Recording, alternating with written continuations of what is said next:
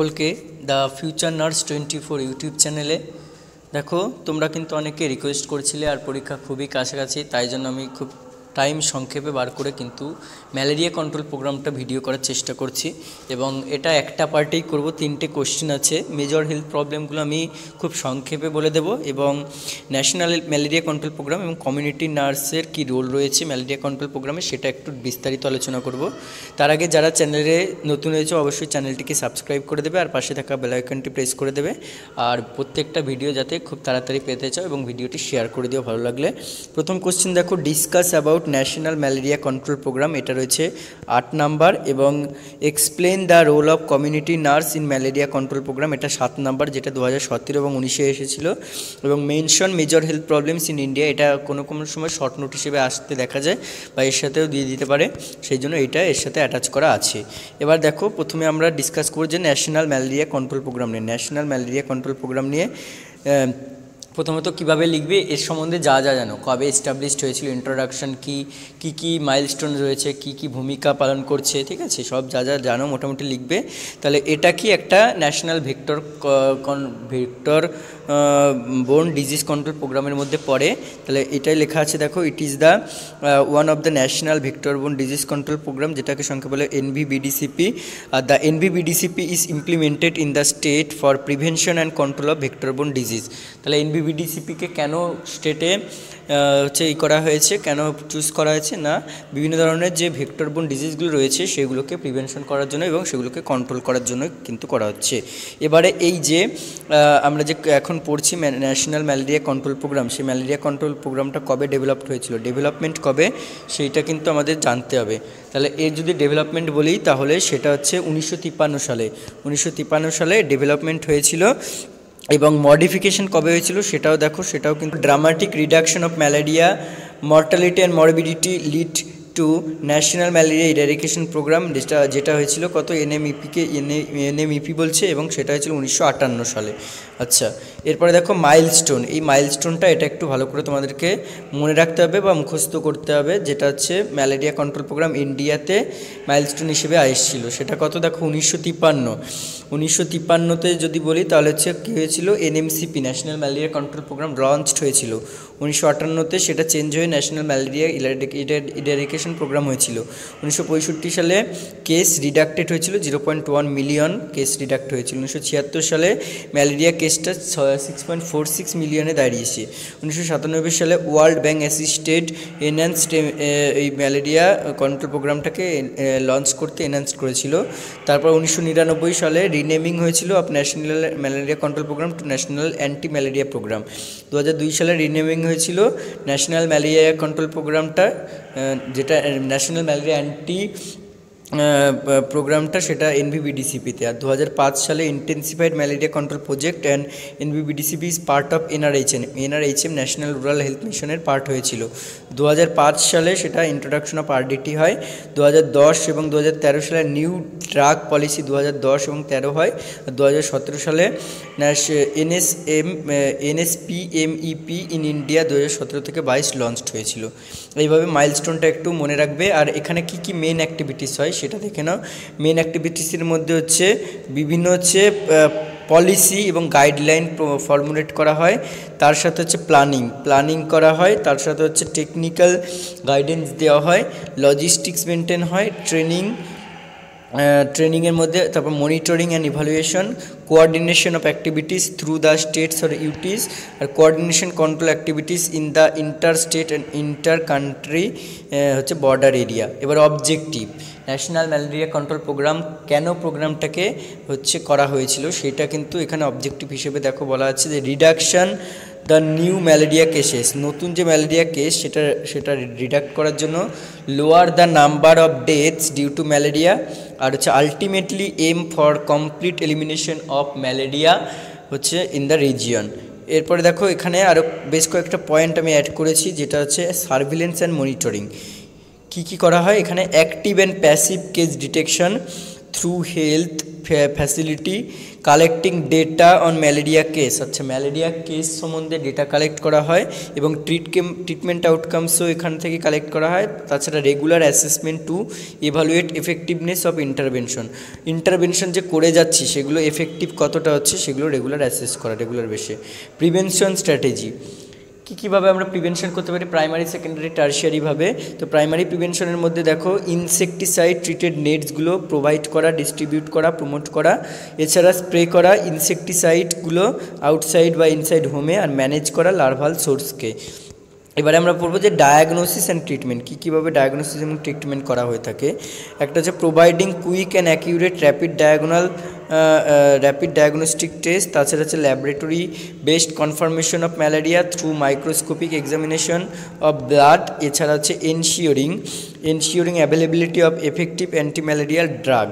এরপর হচ্ছে malaria control স্ট্র্যাটেজিতে আমরা কী করছি সেটা দেখো। প্রথমে হচ্ছে প্রম্পট ট্রিটমেন্টে কোনো কিছু ড্রাগ দেওয়া হয়, যেমন হচ্ছে ফ্যালসিপেরামল এক ধরনের ড্রাগ দেওয়া হয়। এছাড়া হচ্ছে সেটা যদি ভাইভ্যাক্স বা আদার্সের কারণে হয় তাহলে এক ধরনের ড্রাগ দেওয়া হয়। ফ্যালসিপেরাম হচ্ছে সবচেয়ে মোস্ট ডেঞ্জারাস, সেটা chloroquine is the main choice of drug, আর drug distribution centre, fever treatment depots. এছাড়া হচ্ছে ভেক্টর কন্ট্রোল, দেখো ভেক্টর কন্ট্রোলের মধ্যে কি রয়েছে, chemical control by residual spray, মানে ভেক্টর যে মশাগুলো রয়েছে সেগুলোকে রেসিডুয়াল স্প্রে করে লার্ভিসাইড দিয়ে, যেমন অ্যাবেট, এরোসল স্প্রে, ম্যালাথিয়ান ফগিং, এইগুলো ধরনের ভেক্টর কন্ট্রোল করা যায়। বায়োলজিক্যাল কন্ট্রোল বা মসকুইটো লার্ভা ইটিং ফিশ।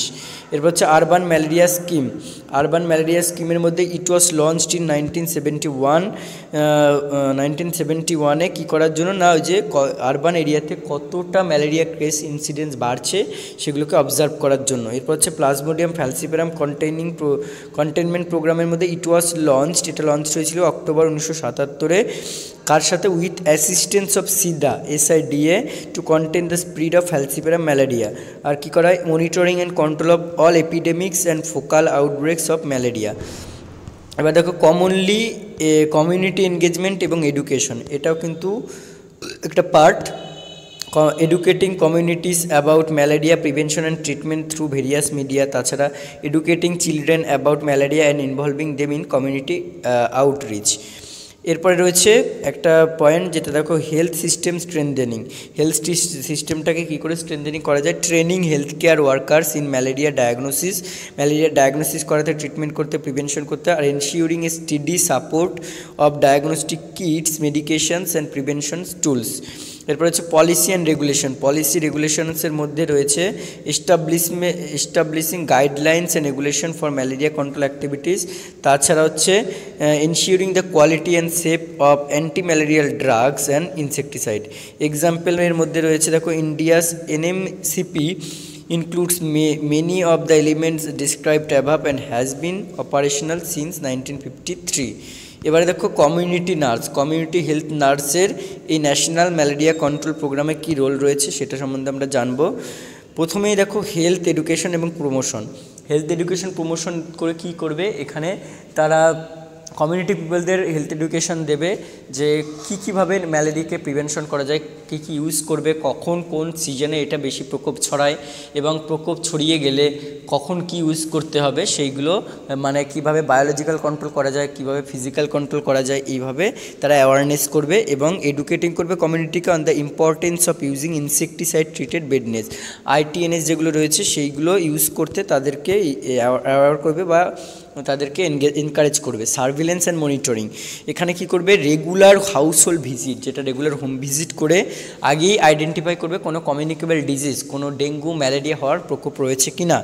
এছাড়া হচ্ছে পার্টিসিপেট করবে অ্যাক্টিভ কেস ডিটেকশনে, মানে কোনো অ্যাক্টিভলি কোথাও কেস হয়ে আছে নাকি হয়ে নেই, তারপর এটাকে অ্যাকিউরেট রেকর্ডস ম্যালেরিয়া ইনসিডেন্টস সম্পর্কে সেইগুলো কিন্তু এখানে করবে। এরপর হচ্ছে ডায়াগনোসিস অ্যান্ড ট্রিটমেন্টের মধ্যে রয়েছে দেখো কি করে ডায়াগনোসিস করে, RDT র্যাপিড ডায়াগনস্টিক টেস্ট রয়েছে সেটার মাধ্যমে করতে পারে। তারপর হচ্ছে ব্লাড স্মিয়ার টেস্ট রয়েছে সেগুলোর মাধ্যমে করতে পারে। এছাড়া যদি আর্লি ডায়াগনোসিস হয় তাহলে তার ট্রিটমেন্ট করবে, adequate treatment, appropriate anti malarial treatment করবে অ্যাকর্ডিং টু ন্যাশনাল গাইডলাইন্স অনুযায়ী। ভেক্টর কন্ট্রোল করতে পারবে, অবশ্যই কী কীভাবে করবে vector control, distributing and ensuring the proper use of ITNs. ITNs হচ্ছে insecticide treated bed nets and হচ্ছে আদার মসকুইটো কন্ট্রোল মেজার যেগুলো রয়েছে। এছাড়া হচ্ছে কোনো রেসিডুয়াল স্প্রেইং রয়েছে যেগুলো বিভিন্ন ধরনের যে স্প্রে, তারপর মসকুইটো নেট, তারপর হচ্ছে মসকুইটো স্প্রে, রিপেলেন্ট স্প্রে এগুলো রয়েছে, এগুলোকে সুপারভাইজ করতে হবে, indoor residual spray programmes conduct করতে, আর educating community on the use of larvicides and others. এরপরে যেটা রয়েছে কমিউনিটি এনগেজমেন্ট। কমিউনিটি এনগেজমেন্টের মধ্যে মোবিলাইজেশন করতে হবে, মোবিলাইজিং কমিউনিটি লিডার্স। আচ্ছা, কমিউনিটি লিডার্স যারা রয়েছে তাদের মোবিলাইজেশন হেল্প করতে হবে। Establishing and managing trust. আচ্ছা, এস্টাবলিশিং করতে হবে এবং ট্রাস্ট ম্যানেজ করতে হবে within community to enhance cooperation. এছাড়া হচ্ছে organizing community meetings to discuss and address malaria related issue. আর ডেটা কালেকশন, ডেটা কালেকশনের মধ্যে কমিউনিটি নার্স যারা রয়েছে তারা ডেটা কালেক্ট করবে, ম্যালেরিয়া কেস কতগুলো, কোন এরিয়াতে কতগুলো ম্যালেরিয়া কেস হচ্ছে, তারপর তার ট্রিটমেন্ট আউটকামস কী কী হতে পারে বা সার্ভিলেন্স অ্যাক্টিভিটিস কী কী হতে পারে। এরপরে দেখো যেটা রয়েছে training and capacity building. Training and capacity বিল্ডিংয়ের মধ্যে কমিউনিটি হেলথ ওয়ার্কার অর্থাৎ সিএইচও, সিএইচডাব্লিউ যারা রয়েছে এবং ভলান্টিয়ার যারা রয়েছে তারা কিন্তু ম্যালেরিয়া প্রিভেনশন ট্রিটমেন্টের উপর ট্রেনিং নেবে। তারপর সেই ট্রেনিং নিয়ে কী করে কন্ডাক্টিং করবে, কী কীভাবে, অর্থাৎ কোন কোন মোডে বা কী কীভাবে হচ্ছে রিফ্রেশার কোর্স যেগুলো রয়েছে সেগুলো কন্ডাক্ট করতে পারে, তারপর বিভিন্ন প্রোগ্রাম রয়েছে এগুলো কন্ডাক্ট করতে পারে, এবং collaborating with local schools two educate children about malaria prevention. Coordination, collaboration অবশ্যই দরকার। কোনো কাজ কোনো ওয়ার্কাররা, কমিউনিটি ওয়ার্কারই হোক বা যে কোনো ওয়ার্কারই হোক, কোনো কাজ কিন্তু একা একা করতে পারে না, তাই জন্য তাদের লোকাল হেলথ অথরিটি যারা রয়েছে, এনজিও, স্টেক হোল্ডার্স বা কোঅর্ডিনেট তাদের সাথে যেগুলো কোলাবোরেশন করে তাদের সাথে কিন্তু কাজ করতে হবে। তাছাড়া participate in planning and evaluation meetings to improve malaria control strategy. এছাড়া হচ্ছে coordinating with other health programs, other health প্রোগ্রামের সাথেও কোঅর্ডিনেটিং করতে হবে। এছাড়া আছে রিসোর্স ম্যানেজমেন্ট। রিসোর্স ম্যানেজমেন্টে নার্সের একটা ইম্পর্টেন্ট পার্ট, ইম্পর্টেন্ট একটা রোলস, যেখানে কি করবে ensuring availability and proper use of supply like RDT, rapid diagnostic test kit রয়েছে কিনা সেগুলো দেখা, মেডিকেশন ঠিকঠাক আছে কিনা দেখা, আইটিএনএস সাপ্লাই তারা দিতে পারবে কিনা সেগুলো দেখা। এছাড়া managing logistic for the distribution of malaria control tools and resources ইত্যাদি। Monitoring the utilisation of resources to prevent storage and wastage. আচ্ছা, অ্যাডভোকেসি করে। অ্যাডভোকেসিতে কী কী অ্যাডভোকেটিং করবে দেখো, ইনক্রিজ ফান্ডিং ইনক্রিজ করতে, যাতে তারা ঠিকঠাক হচ্ছে অ্যাওয়ারনেস প্রোগ্রামগুলো অ্যারেঞ্জ করতে পারে। এছাড়া রিসোর্স ঠিকঠাক আছে কিনা তার জন্য ফান্ডিং ইনক্রিজ করা।